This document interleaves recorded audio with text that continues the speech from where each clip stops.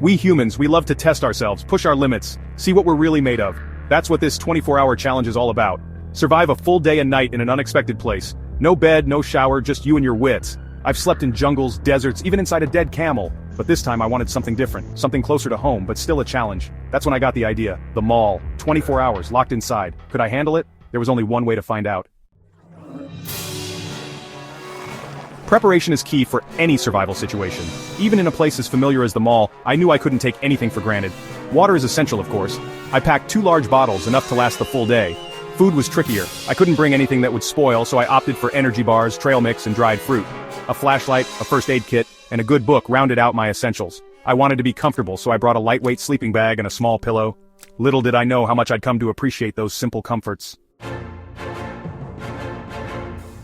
Why the mall, you ask? Simple. It's a microcosm of our modern world. Bright lights, endless distractions, and always crowded. Could I find peace in the chaos? Could I resist the temptation of endless food courts and shops? I chose a mall on the outskirts of town, one that wasn't too big and overwhelming. As the sun began to set, I slipped inside unnoticed. The doors clanged shut behind me, marking the start of my adventure. The air was thick with the scent of perfume and fried food. Pop music blared from hidden speakers. I took a deep breath, feeling a mixture of excitement and trepidation. The initial hours were a blur of activity. I explored every nook and cranny of the mall, mapping out my surroundings. The food court with its tantalizing aromas was my biggest weakness. I allowed myself a small meal, savoring each bite. As the crowds began to thin out, the mall took on a different atmosphere. The silence was broken only by the hum of vending machines and the distant sound of cleaning crews. I found a quiet corner near a fountain and settled in for the night. The mall was a different beast after dark. The lights dimmed, casting long shadows across the empty corridors. The silence was almost deafening. I imagined the ghosts of shoppers passed, their laughter echoing through the emptiness. Sleep was elusive. The hard floor and the constant hum of electricity kept me awake. I wandered the deserted hallways feeling like the last man on earth. The hours crawled by. I tried to distract myself with my book, but the silence was too distracting. I longed for the comfort of human interaction. Section 6. Encounters of the mall kind.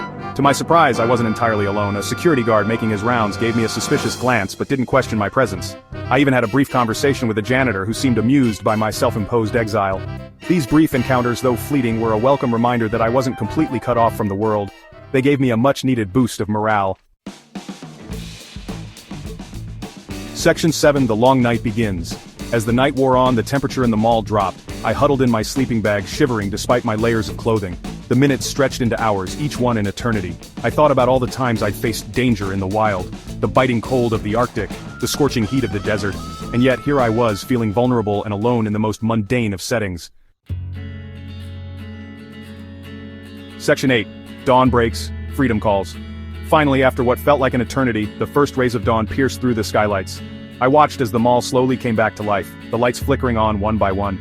The cleaning crews returned, their cheerful chatter a welcome sound.